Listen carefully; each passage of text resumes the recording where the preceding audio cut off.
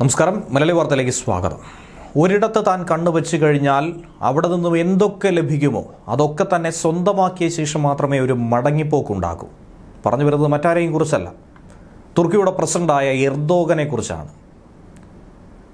മഹാമാരി പോലെയാണ് എർദോഗൻ ഓരോ മേഖലയെയും കണ്ണുവയ്ക്കുന്നത്. നമുക്കറിയാം, ഇന്ത്യയുമായി പാകിസ്ഥാൻ ഒരു ആക്രമണം ഉണ്ടായപ്പോൾ ഇന്ത്യയിലേക്ക് കടന്നുകയറി വന്ന ഡ്രോണുകളിൽ ഭൂരിഭാഗവും, ആ 300-ലധികം ഡ്രോണുകളും തുർക്കി നൽകിയ ഡ്രോണുകളായിരുന്നു. അതുപോലെ പാകിസ്ഥാൻ്റെ സൈനിക പ്രതിരോധ ശേഷി പരിശോധിക്കുകയാണെങ്കിൽ 1-ാം സ്ഥാനം ചൈനയാണ്. ഏറ്റവും അധികം ആയുധങ്ങൾ കൊടുക്കുന്നത് ചൈനയാണെങ്കിൽ 2-ാം സ്ഥാനത്തുള്ളത് മറ്റാരുമല്ല, തുർക്കിയാണ്. അതുകൊണ്ട് എർദോഗൻ നിലവിൽ ലക്ഷ്യം വെച്ചിരിക്കുന്നത് പാകിസ്ഥാനെ തന്നെയാണ്. പാകിസ്ഥാനെ കൂട്ടുപിടിച്ചുകൊണ്ട് പല തന്ത്രങ്ങളും തുർക്കി മെനയുന്നുണ്ട്. പാകിസ്ഥാനിൽ നോട്ടമിട്ടാൽ എന്താണ് നേട്ടം എന്ന് ചോദിക്കുന്നത് സ്വാഭാവികമായി ഏവരും ഉയർത്തുന്നതാണ്. എന്താണ് അവിടെ ഉള്ളത്? അവിടെ നിന്നും ഒരുപാട് നേട്ടമുണ്ടാക്കാനായി സാധിക്കും. അതുതന്നെയാണ് ബലൂചിസ്ഥാനിലും സംഭവിക്കുന്നത്. ധാതു സമ്പത്ത്. ഇതിനെ തന്നെയാണ് ചൈനയും കണ്ടുവച്ചിരിക്കുന്നത്. സിറിയയിൽ സംഭവിച്ചൊരു കാര്യം അത് പറഞ്ഞുകൊണ്ട് തന്നെ ഈ ഒരു വിഷയത്തിലേക്ക് വരാവുന്നതാണ്. സിറിയയിൽ ബാഷർ അൽ അസദിനെ അട്ടിമറിക്കാൻ അമേരിക്കയ്ക്കൊപ്പം ചേർന്നുകൊണ്ട് എർദോഗന് റഷ്യയുടെ ഇടപെടൽ കാരണം ആദ്യം തിരിച്ചടി കിട്ടിയിരുന്നു. അന്ന് സിറിയയിലെ ഭരണാധികാരിയായ അസദിനെ റഷ്യയും ഇറാനും ഒരുപോലെ പിന്തുണ നൽകിയിരുന്നു. തുർക്കിയും സൗദിയും UAEയും US-ഉം വിമത സഖ്യമായ HTSന് അനുകൂലമായി നിന്നു. റഷ്യയുടെ സൈന്യം നേരിട്ട് സിറിയയിലെത്തിയതോടെ തുർക്കിയും അമേരിക്കയും പിന്മാറേണ്ടി വന്നു. പക്ഷേ HTS എങ്ങനെയാണ്, വിമത സഖ്യം എങ്ങനെയാണ് അവിടെ അധികാരം പിടിച്ചെടുത്തത്? അമേരിക്കയുമായി ചേർന്നുകൊണ്ട് ഇസ്രയേലിൻ്റെ സഹായത്തോടെ സിറിയയിലെ തന്നെ ഭീകര സംഘടനകളെ കൂട്ടുപിടിച്ചാണ് ബാഷർ അൽ അസദ് ഭരണകൂടത്തെ മുച്ചൂടും മുടിച്ചത്. ഉക്രൈൻ യുദ്ധത്തിൽ പെട്ടുകിടക്കുന്ന റഷ്യയ്ക്കാകട്ടെ സൈനിക സഹായമോ വ്യോമസന്നാഹമോ സിറിയയിലേക്ക് പെട്ടെന്ന് ഇറക്കിവിടാൻ സാധിക്കാത്ത ഒരവസ്ഥ. അതുകൊണ്ട് വിമത അട്ടിമറി നീക്കത്തിന് മുന്നിൽ പിടിച്ചു നിൽക്കാൻ അസദിന് കഴിഞ്ഞില്ല. നാട് വിട്ട് ഓടേണ്ടി വന്നു. യുദ്ധത്തിൽ വിമതസേന വിജയിച്ചതോടെ അസദിനെ വീഴ്ത്താൻ സഹായിച്ച എർദോഗനും തുർക്കിയും സിറിയയുടെ വിഭവങ്ങളിലൊക്കെ കണ്ണുവെച്ച് മറ്റ് ചില നീക്കങ്ങൾ നടത്തിക്കൊണ്ടിരിക്കുകയാണ്. പല രാജ്യങ്ങളിലെ വഴക്കുകളിൽ ഇടപെട്ട് അവിടെ സമാധാനം പുനഃസ്ഥാപിക്കുന്നതോ അട്ടിമറി നടത്തിയോ ഒക്കെ, അല്ലെങ്കിൽ ആയുധം കൊടുത്തെങ്കിലും പാകിസ്ഥാനെ പോലെ അവിടുത്തെ വിഭവങ്ങൾ എന്താണോ അത് നേടിയെടുക്കുക എന്നതാണ് ലക്ഷ്യം. പാകിസ്ഥാനിലും എർദോഗൻ നോട്ടമിട്ടിരിക്കുന്നത് ഇങ്ങനെ തന്നെയാണ്. പാകിസ്ഥാനിൽ ഈ അടുത്തായി കണ്ടെത്തിയിരിക്കുന്ന ക്രൂഡ് ഓയിൽ ശേഖരം അതുതന്നെയാണ് വലിയ തോതിൽ തുർക്കിയുടെ കണ്ണുടക്കിയിരിക്കുന്നത്.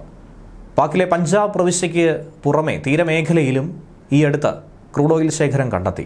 പക്ഷേ പാകിസ്ഥാൻ്റെ സാമ്പത്തിക അവസ്ഥയിൽ ക്രൂഡ് ഓയിൽ പോയിട്ട് കഞ്ഞി മേടിക്കാൻ പോലും കാശില്ലാത്ത അവസ്ഥയാണ്. അത് കുഴിച്ചെടുക്കാൻ കഴിയാത്തത് കൊണ്ട് തന്നെ ആ അവസരത്തെ തുർക്കി മുതലാക്കുകയാണ്. പാകിസ്ഥാനിൽ എണ്ണ പരിവേഷണവും ഖനനവും സജീവമാക്കാനാണ് തുർക്കി ശ്രമിക്കുന്നത്. അതിൻ്റെ വാർത്തയാണ് ഇപ്പോൾ പുറത്തു വന്നിരിക്കുന്നത്. ഇതുമായി ബന്ധപ്പെട്ടുള്ള ഒരു കരാറിലേക്ക് തുർക്കിയും പാകിസ്ഥാനും കടന്നിട്ടുമുണ്ട്. തുർക്കി വിദേശകാര്യമന്ത്രി ഹക്കാൻ ഫിദാൻ ഇതേക്കുറിച്ചുള്ള പ്രസ്താവന അടക്കം പുറത്തുവിട്ടു. എണ്ണ ഖനനത്തിനും പരിവേഷണത്തിനും പാകിസ്ഥാനുമായി സഹകരിച്ച് പ്രവർത്തിക്കുമെന്നാണ് ഇസ്ലാമാബാദിലെത്തിയ തുർക്കി വിദേശകാര്യമന്ത്രി പറഞ്ഞത്. ഒപ്പം സ്വർണം, ചെമ്പ്, ലിഥിയം എന്നിവയുടെ ഖനനത്തിലും രണ്ടു രാജ്യങ്ങളും കൂടുതൽ സഹകരിച്ച് പ്രവർത്തിക്കുമെന്നും ഹക്കാൻ ഫിദാൻ പറയുന്നു. ചുരുക്കി പറഞ്ഞാൽ പാകിസ്ഥാനിൽ ശക്തമായ ഒരു മേധാവിത്വം അത് എർദോഗൻ ഉറപ്പിക്കാനായി ശ്രമിക്കുന്നു.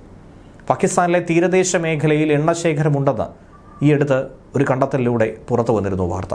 അവിടെ വലിയ പരിശോധന നടത്തി ഖനനത്തിന് രണ്ടു രാജ്യങ്ങളും ചേർന്നുകൊണ്ട് കരാറുമുണ്ടാക്കി. ടർക്കിഷ് പെട്രോളിയം കോർപ്പറേഷനും പാകിസ്ഥാനിലെ 3 ദേശീയ എണ്ണ കമ്പനികളും തമ്മിലാണ് കരാറുണ്ടാക്കിയത്. തീരമേഖലയിലെ 40 ബ്ലോക്കുകൾ രണ്ടു രാജ്യങ്ങളിലെയും എണ്ണ കമ്പനികൾ ലേലത്തിലെടുക്കുമെന്നാണ് തുർക്കിഷ് ഊർജ്ജമന്ത്രി അൽപർസാൻ ബെയ്ക്തർ പറഞ്ഞിരിക്കുന്നത്. സൗദി, UAE, ഖത്തർ തുടങ്ങിയ രാജ്യങ്ങളുടെയും അന്താരാഷ്ട്ര നാണയനിധി, ലോകബാങ്ക് തുടങ്ങിയ ധനകാര്യ സ്ഥാപനങ്ങളുടെയും സാമ്പത്തിക സഹകരണത്തോടെ മുന്നോട്ട് പോയിക്കൊണ്ടിരിക്കുന്ന പാകിസ്ഥാനിൽ നിന്നും ഒന്നും തന്നെ അല്ലാതെ കിട്ടില്ല. ഇതുപോലുള്ള വിഭവങ്ങൾ കുഴിച്ചെടുത്ത് മാത്രമേ നേട്ടമുണ്ടാക്കാൻ കഴിയൂ എന്നുള്ളത് എർദോഗൻ അറിയാം. അതുകൊണ്ട് തന്നെയാണ് പ്രകൃതി വിഭവങ്ങളെങ്കിലും ഒരു വരുമാനമുണ്ടാക്കാനുള്ളൊരു ശ്രമം എർദോഗൻ നടത്തിക്കൊണ്ടിരിക്കുന്നത്. പല രാജ്യങ്ങളിലെയും ഇതുപോലുള്ള സംഘർഷങ്ങളിൽ ഇടപെട്ട് എർദോഗൻ യുദ്ധോപകരണങ്ങൾ വിറ്റും ഇതുപോലുള്ള പരോക്ഷ നേട്ടങ്ങൾ ഉണ്ടാക്കിയുമൊക്കെ തന്നെയാണ് മുന്നോട്ട് നീങ്ങുന്നത്. അമേരിക്ക പോലുള്ള ലോകശക്തികളിൽ നിന്നും മികച്ചു നിൽക്കുന്ന രാഷ്ട്രങ്ങൾക്ക് വേണ്ടി എന്തു തരത്തിലുള്ള ഇടപാടുകളും ചെയ്ത് ആ രാജ്യങ്ങളിലെ ആധുനികമായ ആയുധങ്ങളടക്കം സ്വന്തമാക്കി നേട്ടമുണ്ടാക്കും. മൊസാദിന് വേണ്ടി അടക്കം പലതരത്തിലുള്ള വിടുപണികൾ എർദോഗൻ ചെയ്തിട്ടുണ്ടെന്നുള്ളത് നഗ്നമായ സത്യമാണ്. അതുകൊണ്ടാണ് ഇറാനുള്ളിൽ മൊസാദിന് നുഴഞ്ഞു കയറാൻ പോലും വളരെ എളുപ്പത്തിൽ കഴിഞ്ഞിട്ടുള്ളത്. ട്രംപിൻ്റെ നിർദ്ദേശമനുസരിച്ച് എർദോഗൻ പല പരിപാടികളും ചെയ്യാറുണ്ട് തരത്തിൽ.